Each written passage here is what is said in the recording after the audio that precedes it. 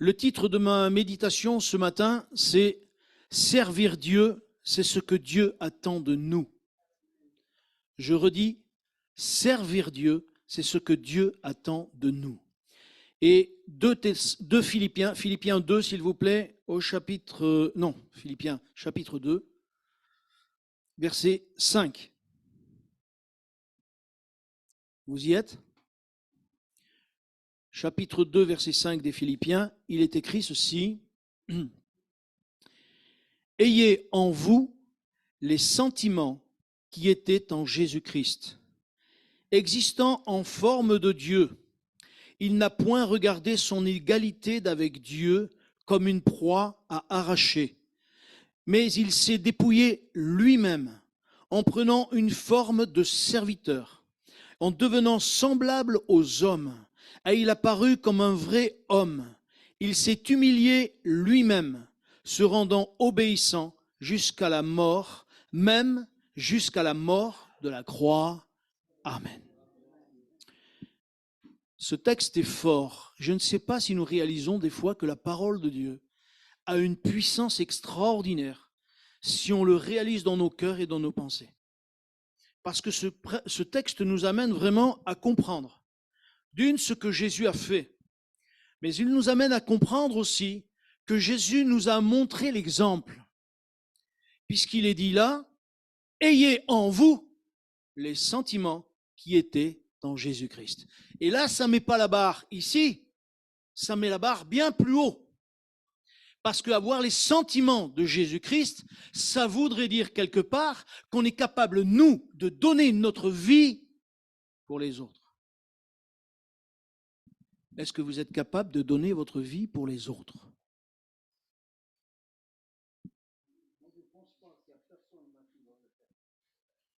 Mais c'est pour ça qu'il y a un grand silence, mon frère. Parce que personne ne répond. Parce que même moi, je ne sais pas si je pourrais donner ma vie pour les autres. Peut-être, je dis bien pour mes enfants, parce que c'est ma chair, c'est mes enfants. Mais pas sûr que je les donne pour les autres. Aujourd'hui, je pourrais dire comme Pierre peut-être, « Oui, Seigneur, avec toi jusqu'à la mort. » Et comme Pierre, je pourrais dire, « Je ne le connais même pas. » Eh ben oui. Mais l'apôtre Paul dit, « Ayez les sentiments en vous qui étaient en Jésus-Christ. » Et mes frères et sœurs, je crois que ça nous remet en question. Est-ce que je suis capable d'avoir les sentiments qui sont en Jésus-Christ, ou est-ce que je prie pour que je puisse avoir les sentiments qui étaient en Jésus-Christ? Et je crois que ça, c'est ce que l'Église doit vivre, avoir les sentiments qui sont en Jésus-Christ. Alors, je reconnais que là, je vous mets un truc assez haut, parce que qui dit sentiments qui étaient en Jésus-Christ, c'est-à-dire savoir donner sa vie, savoir aimer au-delà de notre caractère et de notre nature, savoir pardonner au-delà de notre caractère et de notre nature, parce que notre nature, elle n'est pas pardonneuse. Je ne sais pas si ça se dit pardonneuse, mais peu importe. D'accord, vous avez compris ce que je voulais dire. Ce n'est pas notre nature, ça. Notre nature, c'est œil pour œil, dent pour dent. Et pourtant, l'apôtre Paul dit, ayez les sentiments qui étaient en Jésus-Christ. Et combien il nous est important de comprendre que si Jésus nous a montré l'exemple, il faut que nous puissions comprendre que nous aussi, nous devons rentrer dans les pas de Jésus et avoir les sentiments qui sont en Jésus-Christ. Dieu avait donné à Israël une tâche. Dieu avait donné à Israël une mission. Et cette mission était d'éclairer ce monde par rapport à Dieu. Qui était Dieu? Quel est l'amour que Dieu portait sur sa créature, même si sa créature était loin? Mais Israël a manqué le coche. Et maintenant, Dieu a passé le flambeau à l'Église. Et ça, voyez-vous, il nous faut le comprendre aussi. Parce que ça veut dire que nous, Église, aujourd'hui, nous avons une responsabilité qui est énorme. Mais vous allez dire, mais on ne peut pas, c'est vrai. Mais c'est pour cela que Dieu nous a donné le Saint-Esprit, afin que réellement nous puissions être forts là où nous sommes faibles. Et c'est pour ça que l'apôtre Paul va dire, quand je suis fort, c'est là que je suis faible, et quand je suis faible, c'est là que je suis fort. Parce que chaque fois qu'on va compter sur nos forces pour pouvoir dire, moi, Seigneur, je peux, on va faire comme Israël. Mais chaque fois qu'on va dire, Seigneur, moi, je ne peux pas, aide-moi à le faire, le Seigneur va nous aider à le faire. Mes frères et sœurs, nous avons une responsabilité parce que le désir de Dieu, c'est que nous puissions répondre à cet appel. Est-ce que ce matin, chacun d'entre nous peut se remettre en question? Est-ce que ce matin, chacun d'entre nous peut dire, je veux répondre à l'appel de Dieu? Dieu nous appelle à le servir. Dieu nous appelle à vraiment être des instruments entre ses mains. Dieu nous appelle à ce que le rôle de l'Église prenne toute sa place. Est-ce que vous connaissez le rôle de l'Église? Et il y eut un grand silence encore une fois. Et c'est pour ça que moi j'aimerais que ce matin on puisse parler du rôle de l'Église. Parce qu'on le sait plus ou moins dans notre esprit, on le connaît plus ou moins parce qu'il y a des choses qu'on fait régulièrement, mais est-ce qu'on le sait clairement? Si je posais la question à chacun d'entre vous en particulier, il y a des choses qui reviendraient, et on ne va pas le faire parce que sinon on perdrait trop de temps, mais j'aimerais le voir avec vous en détail, parce que c'est très important ça, parce que nous avons un défi à mener. C'est un défi contre le péché qui augmente, qui va en s'amplifiant. C'est un défi contre l'incrédulité, c'est un défi contre le diable lui-même, parce que je ne sais pas si vous avez remarqué, mais depuis que nous nous sommes fait baptiser, nous sommes en guerre. Le diable contre nous. Nous, on ne veut pas se mêler avec lui, mais lui, il veut se mêler avec nous. Lui, il ne veut pas qu'on arrive au bout. Lui, il ne veut pas qu'on prêche l'évangile. Lui, il ne veut pas qu'on devienne meilleur. Lui, il ne veut pas qu'on sauve nos familles. Lui, il ne veut pas qu'on sauve ceux qui nous entourent. Lui, il ne veut pas qu'on sauve ceux qui ont une religion et qui sont dans l'erreur. Parce que les gens qui sont dans l'erreur, il y en a un paquet. Hein. Par exemple, la Sainte-Seine. Même chez nous, des fois, il y a des gens qui ne sont pas au clair par rapport à la Sainte-Seine. Il y a des gens encore qui ont cette mentalité de dire eh ben, le pain, ça devient le corps du Christ, ça devient de la chair. Non, c'est pas ça du tout. Le vin, ça devient le sang de Christ. Non, c'est un symbole.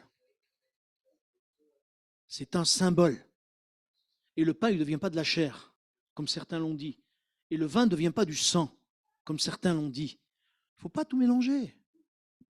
Mais voyez-vous, quand on dit ça, il y a des gens qui font des bons comme ça. Mais non, tu comprends rien. Hein. On n'est pas là pour se battre. On est là pour sauver des âmes. Et si on veut sauver des âmes, mes frères et sœurs, il faut que nous, on puisse connaître ces choses de Dieu. Il faut qu'on puisse s'attacher à la parole de Dieu. Il faut que réellement cette parole, elle intègre complètement notre cœur. Parce que nous ne pouvons pas le servir sinon. Ce n'est pas possible de le servir. Et j'aimerais vous montrer en quelque part le rôle de l'Église. Et j'aimerais prendre un verset, s'il vous plaît, dans 2 Corinthiens pour commencer. Je ne sais pas si j'irai au bout, mais ça ne fait rien. 2 Corinthiens au chapitre 5. 2 Corinthiens chapitre 5 et le verset 18.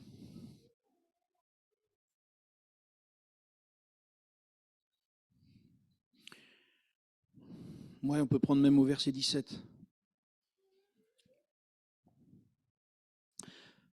Même au verset 17, je disais, 2 Corinthiens 5, 17, il est écrit, si quelqu'un est en Christ, il est une nouvelle création. Les choses anciennes sont passées, voici, toutes choses sont devenues nouvelles. Écoutez bien. Et tout cela vient de Dieu, qui nous a réconciliés avec lui par Christ et qui nous a donné le ministère de la réconciliation. Et la première chose qu'il nous faut comprendre, nous, Église, c'est qu'on a le ministère de la réconciliation. Qu'est-ce que ça veut dire? Vous connaissez les ministères des Affaires étrangères, le ministère de la guerre, ça vous parle? Mais chacun d'entre nous est ministre de la réconciliation.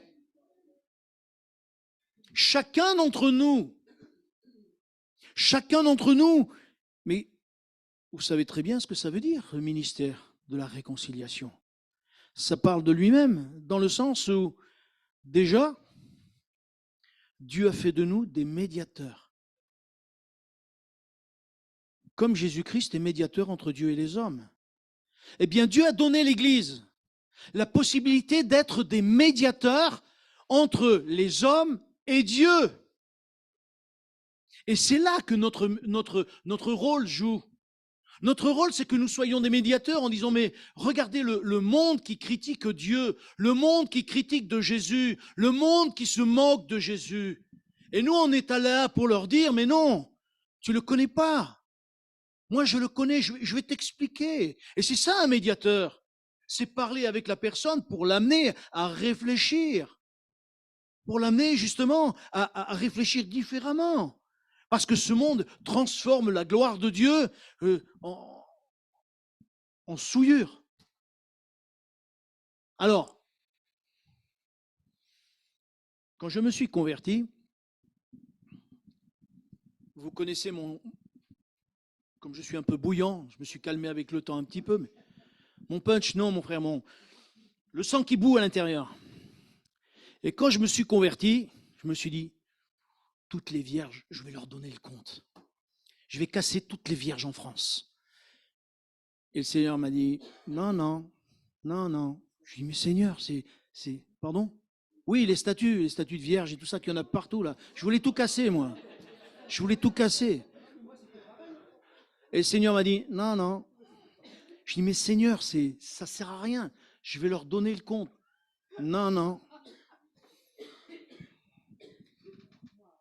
Dieu m'a fait comprendre que c'est lui le maître. Et c'est pas comme ça qu'on gagne les ans. Là, j'allais faire plus de mal que de bien. Et Dieu m'a fait comprendre ça. Alors j'ai dit, Seigneur, que ta volonté soit faite. C'est pas facile parce que nous, on a nos méthodes, vous savez, mais nos méthodes, elles sont pas bonnes. Dieu veut faire de nous des médiateurs. Des médiateurs qui disent non, ouvre les yeux, lis la parole, réfléchis. Qui est Dieu? L'amour qu'il a eu à la croix. Alors les gens ne comprennent pas ça. Mais on sert à ça. Est-ce que vous avez vu combien c'est difficile la réconciliation déjà entre deux hommes, entre un homme et une femme, la réconciliation dans les couples, la réconciliation entre les frères et sœurs. Des fois, les frères et sœurs se disputent. C'est difficile de les réconcilier, c'est difficile la réconciliation entre races.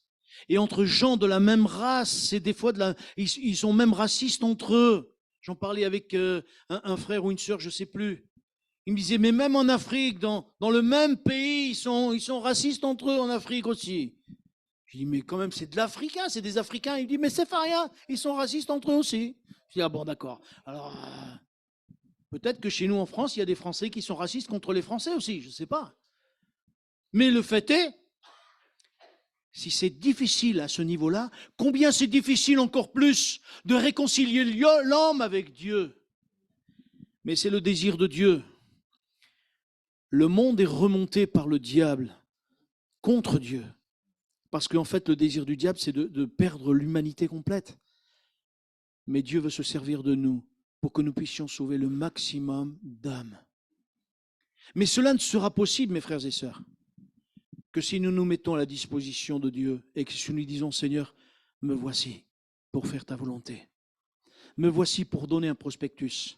Me voici pour parler à quelqu'un qui a besoin de toi. Me voici pour quelqu'un qui a la maladie. Je veux bien demander s'il veut qu'on prie pour lui et pour elle. C'est pas facile des fois de le faire. C'est pas facile parce que les gens disent, des fois on pourrait croire que les gens vont dire, mais tu t'ingères dans ma vie. Mais vous savez, quelqu'un qui est dans la difficulté, il est plus apte à écouter. Et certaines fois, ces gens-là, ils disent, bah, écoutez, j'ai essayé plein de choses. Si votre Dieu peut faire quelque chose, et moi je dis, il n'y a pas de si, avec Dieu tout est possible. Mais quelle foi j'ai? Où est ma foi? Où est ma foi, mon amour pour Dieu? Où est ma foi lorsque je vais dire à cette personne, on va prier pour toi? Est-ce que je vais m'investir pour prier pour elle jusqu'à ce que Dieu la délivre? Parce que je crois que Dieu est toujours le Dieu des délivrances et le Dieu des guérisons, même au XXIe siècle. Parce que Dieu n'a pas changé. Nous changeons. Nous sommes très versatiles. Un coup, je suis plein de foi. Un coup, je suis dans le fin fond du gouffre de je ne sais pas trop d'où. Mes frères et sœurs, il nous faut vraiment que nous puissions être et prendre conscience ce que Dieu nous a donné, ce rôle qu'il nous a donné de réconciliateur. Il est incroyable, et j'en ai parlé souvent, mais il est incroyable le nombre de gens qui se prennent pour des prophètes, mais c'est que des faux prophètes. La parole de Dieu le dit, mais c'est pas d'aujourd'hui seulement qu'on voit des faux prophètes sur Internet. C'est que de tout temps, il y en a eu à l'époque de l'apôtre Paul. Il y avait aussi des faux prophètes qui ont détourné les gens. Et l'apôtre Paul en parle dans ses épîtres. De mauvais serviteurs, il parle de serviteurs que c'est des chiens. Il dit attention aux chiens. C'est qui les chiens? C'est les mauvais serviteurs. Mais ça, on n'y croit rien. Qui c'est qui mène ça? C'est Dieu qui tient tout. Et c'est pour cela que nous avons besoin de nous tenir devant Dieu. Pour cela que nous avons besoin de nous tenir à l'écoute de Dieu. Afin que le rôle que Dieu nous a donné en tant que médiateur, nous puissions l'accomplir. Je ne sais pas si vous avez vu, mais au verset 20, que je ne me trompe pas, nous faisons donc des fonctions d'ambassadeurs pour Christ. Nous sommes non seulement, nous avons le ministère, mais nous sommes ambassadeurs. Vous savez, ambassadeur, ça veut dire quelque chose. Ça veut dire quelque chose. Non, vous n'aurez pas la paye d'ambassadeur. Il ne faut pas exagérer non plus, d'accord? La paye d'ambassadeur, elle sera là-haut dans le ciel. Elle est là-haut, la paye d'ambassadeur. Mais ici, vous aurez le salaire que vous aurez, d'accord? Bien que Dieu peut vous combler, hein? Dieu peut vous combler. Mais vous n'aurez pas quand même la paye d'ambassadeur quand même, il ne faut pas rêver. D'accord? Mais Dieu quand même nous attend à ce que nous soyons des ambassadeurs. Moi, je reconnais que c'est une sacrée responsabilité, mais je crois qu'il nous faut prendre conscience de cette responsabilité qui est la nôtre. Que le Seigneur ne puisse pas nous dire un jour, mais qu'est-ce que tu as fait de ce que je t'ai donné? Qu'est-ce que tu as fait de ce talent que je t'ai donné? Certains pourraient dire, moi, je n'ai pas de talent. Erreur. Le fait d'être sauvé, c'est déjà un talent. Et tu peux dire aux autres que tu es sauvé alors qu'eux ne le sont pas. Et ça, c'est déjà un talent. Que Dieu t'a fait grâce. La deuxième chose que j'aimerais lire, c'est dans les Actes des Apôtres, s'il vous plaît, au chapitre 1er. Parce que si nous avons le ministère de la réconciliation, et ça, nous le savons aussi. Au chapitre 1er des Actes, verset 8. Il est écrit, Actes 1, 8, vous y êtes? Il est écrit, mais vous recevrez une puissance, le Saint-Esprit survenant sur vous, et vous serez mes témoins à Jérusalem, dans la Judée, dans la Samarie et jusqu'aux extrémités de la terre. Est-ce que Dieu vous demande d'être des témoins à Jérusalem? Non, pas du tout. Voilà, mon frère, merci de le dire. Il est dit à Jérusalem, mais c'est déjà dans votre famille. C'est ça, Jérusalem. C'est déjà votre famille. Après, en Judée, Judée, c'est Givor. Non, comprenez ce que je veux dire? C'est que ça s'étend de plus en plus. Et c'est là que nous, on doit être des témoins. Mais ça aussi, c'est pas facile d'être un témoin. Parce qu'un témoin, c'est quelqu'un qui a vécu quelque chose avec Dieu. C'est quelqu'un qui a vécu une expérience. Il sait qui est Dieu. Il sait l'amour que Dieu lui porte. Il sait l'amour que Dieu porte aux créatures et aux âmes. Donc il peut annoncer un témoin. C'est quoi? Vous êtes témoin de quoi? De Jésus-Christ? Vous ne sortez pas de Jéhovah, hein? Vous êtes témoin de Jésus-Christ. Mais témoin surtout de la vie que Dieu vous a donnée. de l'éternité que Dieu nous a donnée à tous. Parce que je vous ai dit vous, mais non, moi aussi j'y suis dedans. Hein. Dieu veut qu'on soit témoin et qu'on dise, je suis sauvé, je suis sûr. Est-ce que tu es sûr d'être sauvé, ma soeur, mon frère? Mais ça, on ne peut pas le passer à côté. Quand les gens parlent de la mort, moi je rigole. Ouais, la mort. Ouais. Moi je sais où je vais.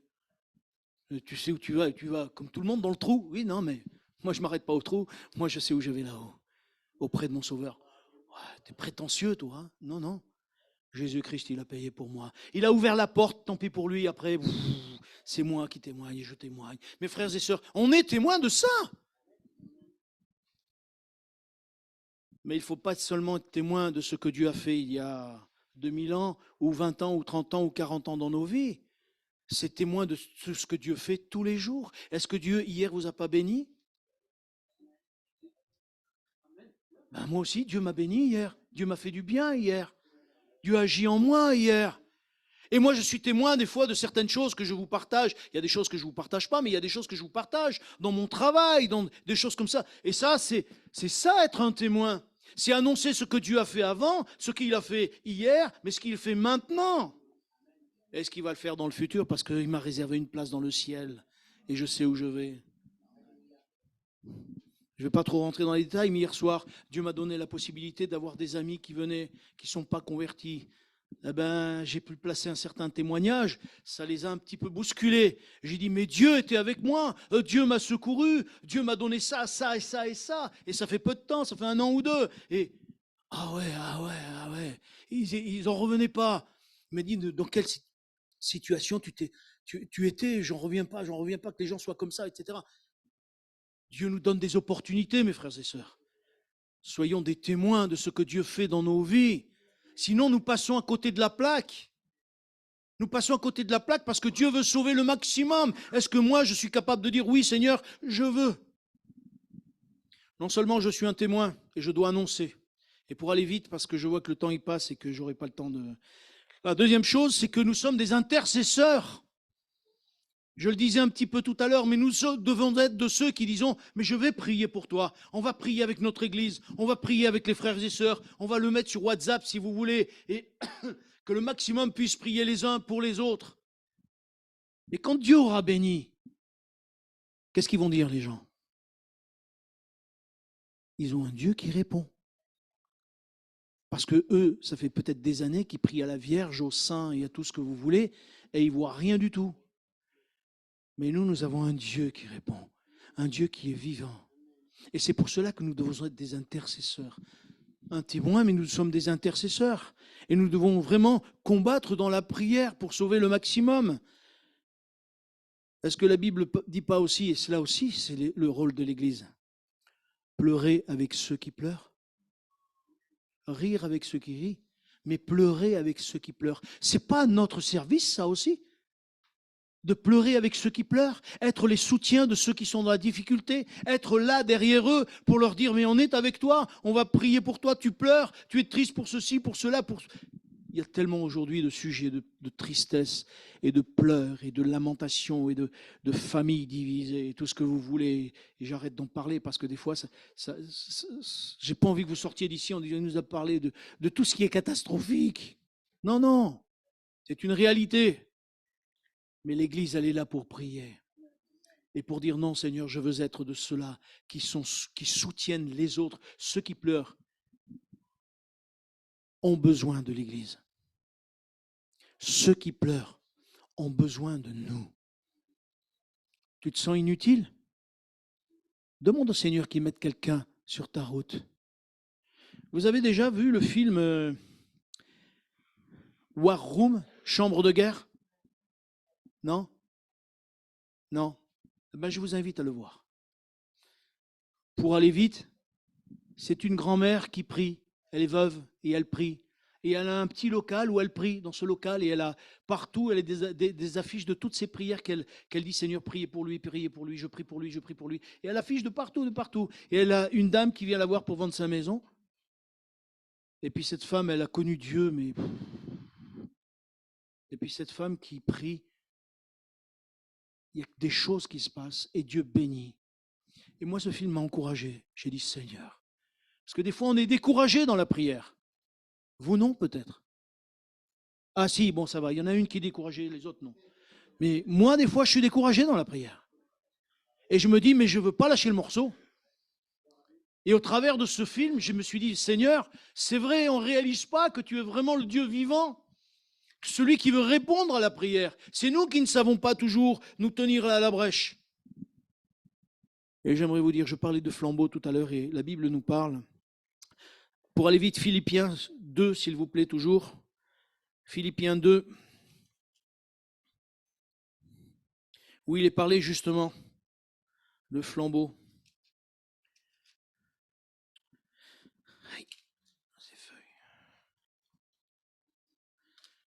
Chapitre 2, versets 14 et 15.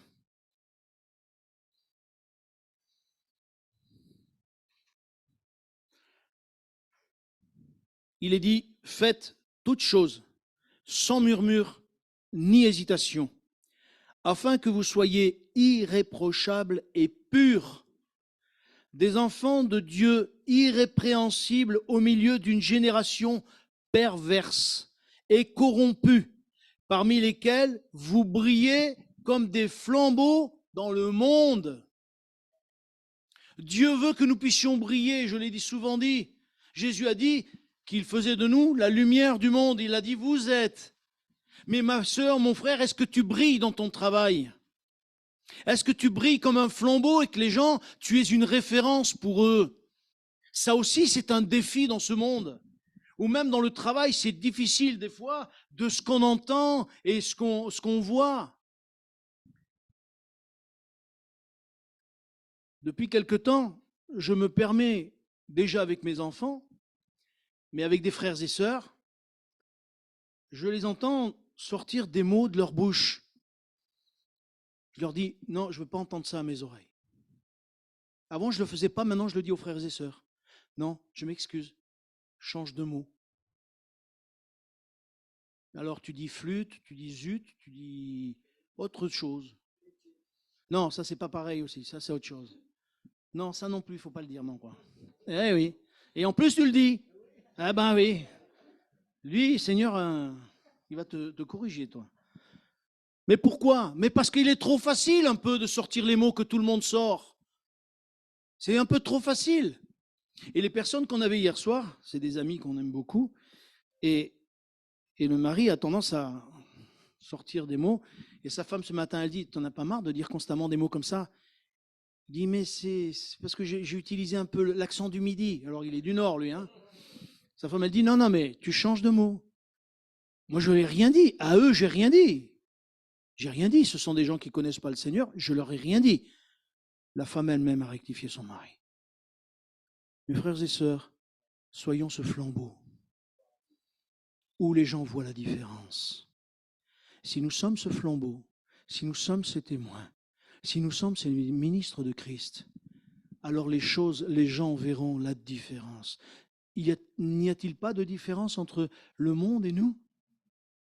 S'il n'y a pas de différence, c'est grave.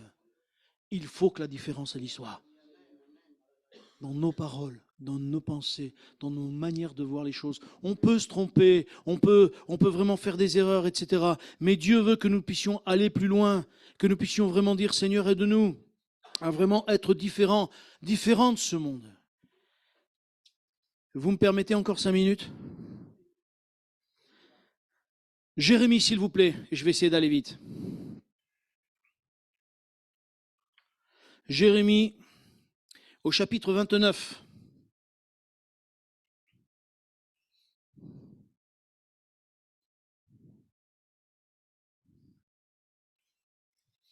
Jérémie, chapitre 29, verset 1.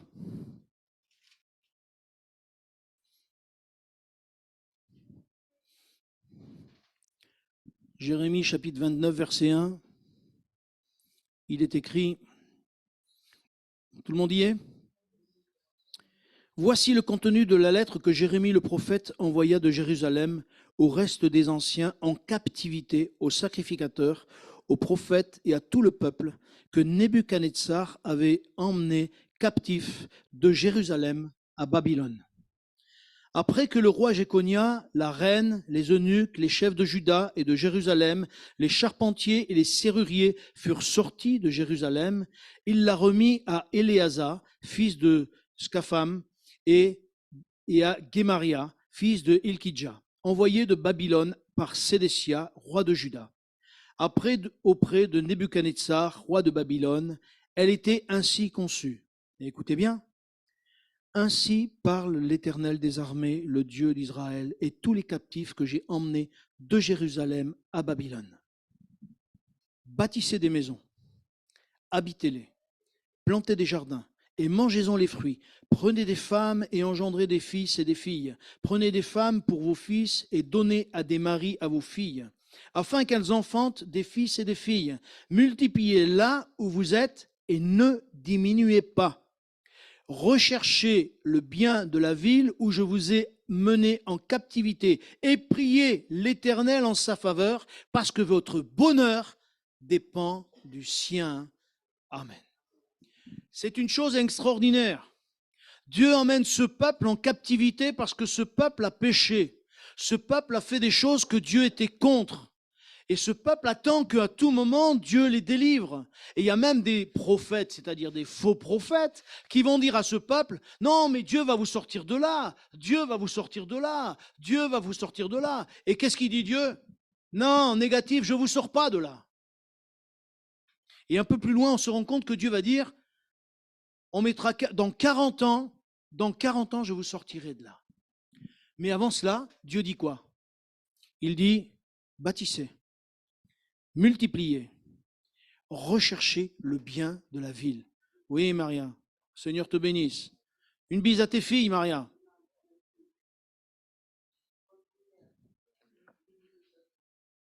Et Dieu dit, recherchez le bien de la ville. Mes frères et sœurs, c'est quelque part comme s'il nous disait à nous. On dit souvent, Jésus va revenir. Jésus va venir nous prendre. Jésus va venir bientôt. Mais ce n'est pas parce que Jésus revient bientôt qu'il ne faut plus rien faire. Ce n'est pas parce que Jésus revient bientôt qu'il faut dire maintenant j'attends sur la chaise longue que le Seigneur vienne me chercher. Non, non, pas du tout. C'est maintenant justement parce qu'il revient bientôt qu'il faut travailler encore plus. C'est maintenant qu'il revient bientôt qu'il faut que nous sanctifions nos vies encore plus. Parce que dans l'Apocalypse, il est dit que celui qui se sanctifie dans les derniers temps se sanctifie encore. Et celui qui se souille encore. Et si nous ne faisons pas tout pour sanctifier nos vies, nous allons nous souiller. Mais le problème, c'est que nous allons nous souiller encore. Et nous n'allons pas voir la différence. Et Dieu nous appelle justement à nous sanctifier. Et nous sanctifier encore. Jésus revient bientôt, mais Dieu dit, recherchez le bien de la ville. Et j'aimerais que nous puissions rechercher, c'est pour ça que tout à l'heure je disais, on va voir le maire avec le frère Francis Alébé. Mais il faut prier pour notre ville. Parce qu'avant que Jésus revienne, il faut gagner un maximum. Et que réellement le Seigneur nous donne non seulement la bonne vision des choses, mais la bonne oreille attentive pour savoir qui va entendre l'évangile. Parce qu'il y en a qui vont être fermés, ils vont être fermés. Mais même les plus fermés, Dieu les attend au tournant pour leur témoigner quand même. Parce que je disais la semaine dernière, le brigand sur la croix, tout le monde le voit mort. Tous ceux qui sont au pied de la croix le voient mort, sauf quelqu'un qui a entendu ce que le brigand sur la croix a dit. Souviens-toi de moi. Et nous, on le sait au travers de l'évangile de Luc, qui lui a été reporté, parce que Luc n'était pas là à l'époque. Il était docteur. Et il ne faisait pas partie des disciples. D'accord? Et le fait est, c'est que ce brigand sur la croix, comment a-t-il pu se repentir s'il n'avait pas déjà entendu? C'est pour cela que nous devons semer dans cette ville, prier pour cette ville, rechercher le bien de la ville, parce que, vous avez remarqué ce qu'il a été dit? Rechercher le bien de la ville où je vais mener en captivité et prier l'Éternel en sa faveur. Et il est dit, parce que votre bonheur dépend du sien. Amen. Si cette ville est bénie et que Dieu bénit cette ville, nous serons bénis. Et pourquoi? Parce que nous aurons obéi au Seigneur. Alors Dieu bénira cette ville et en contrepartie, c'est sûr qu'il va nous bénir. Et des milliers d'âmes viendront à lui. Ce qui est le plus important. Ce qui est le plus important. Mes frères et sœurs, j'aimerais vous dire, Est-ce que nous voulons répondre à l'appel de Dieu? Est-ce que nous voulons dire, Seigneur, aide-moi? Nous n'avons pas l'habitude peut-être de nous donner, parce qu'aujourd'hui, je trouve que, excusez-moi de dire ça, je vais peut-être vous choquer dans ce que je vais vous dire, mais quand on présente l'Évangile, on présente toujours Alléluia, tout va bien, gloire à Dieu. Aujourd'hui, on entend dans des églises, il faut louer Dieu, il faut louer Dieu. Dieu va nous bénir, il faut louer Dieu, il faut louer Dieu, il faut louer Dieu, louer Dieu. Mais moi, je ne peux pas louer Dieu que lorsque je vois qu'il y a des âmes qui se perdent. Moi, je suis désolé, il y a des âmes qui se perdent. Il y a des enfants qui sont maltraités. Il y a des femmes qui sont maltraitées. Il y a des hommes qui sont au travail maltraités, qui finissent en burn-out. Et tout cela fait que autour de nous, on va louer Dieu, amen, alléluia, tout va bien. Mais non, il nous faut prier pour la ville, il nous faut prier pour ces âmes, il nous faut prier pour qu'ils soient sauvés, il nous faut prier qu'ils entendent l'évangile, il nous faut prier pour qu'ils lisent la parole. Mais pour que les portes s'ouvrent, là où c'est fermé aujourd'hui, nous devons être ensemble dans la prière et dans le combat spirituel. Ma sœur, tu ne peux pas être seule dans ce combat. Mon frère, tu ne peux pas être seul dans ce combat que tu mènes toi toute seule depuis des années peut-être. Il y a des combats que des familles, les maris sont difficiles et les femmes sont seules dans la prière. Tu ne peux pas être seul. Chacun d'entre nous a besoin de l'autre.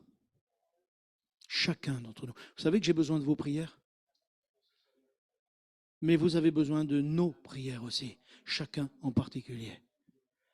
Mes frères et sœurs, disons, Seigneur, aide-moi. Tout seul, nous ne pouvons pas. Mais Dieu nous a donné le Saint-Esprit. Philippiens, non, Matthieu, s'il vous plaît, chapitre 25, 2, excusez-moi de finir un peu tard. Matthieu 25, chapitre 25 et verset 23. Je crois que si nous mettons ces choses en œuvre, il y a une chose qui va arriver.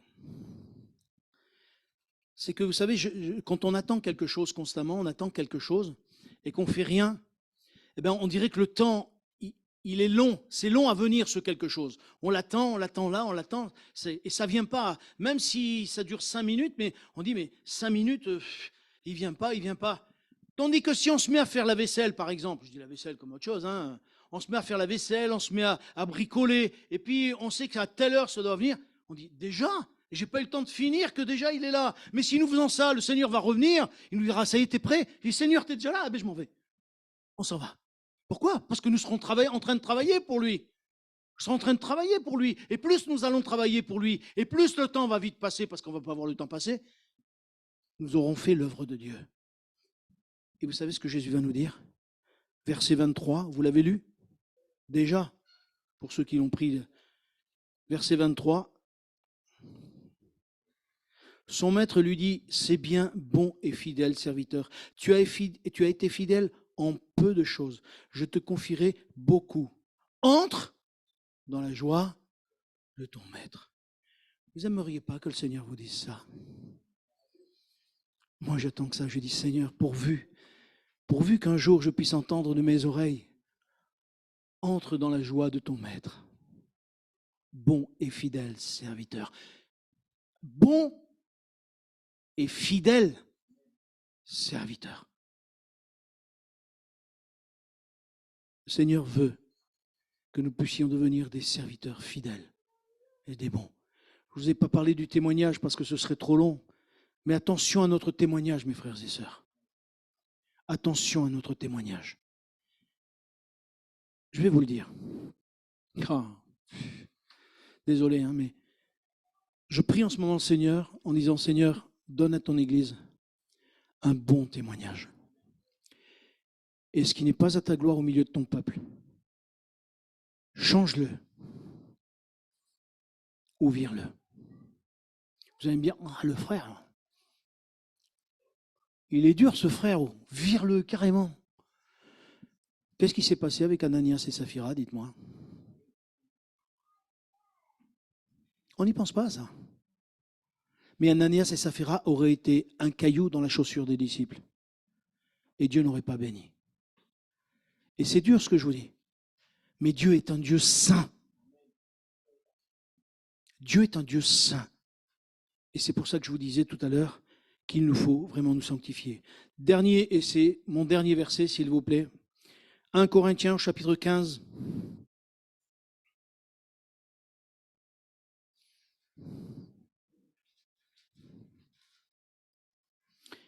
Et verset 58.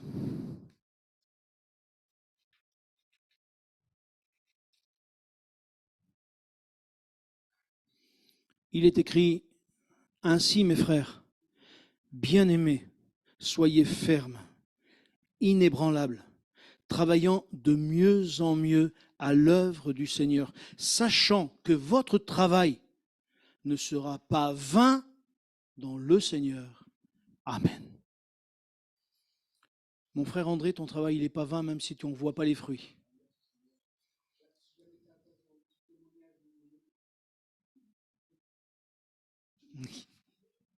Oui, oui. Je finis et je te laisse la place. Non, parce que c'est un frère qui, voilà. Mais j'aimerais vous dire, mes frères et sœurs, notre travail n'est pas vain. Même si nous ne voit pas toujours, on voit pas toujours les fruits. Parce que Dieu sait ce qu'il fait. Notre témoignage peut porter du fruit sans qu'on le sache, mais nous le saurons dans l'éternité. Et mes frères et sœurs, c'est ça l'important.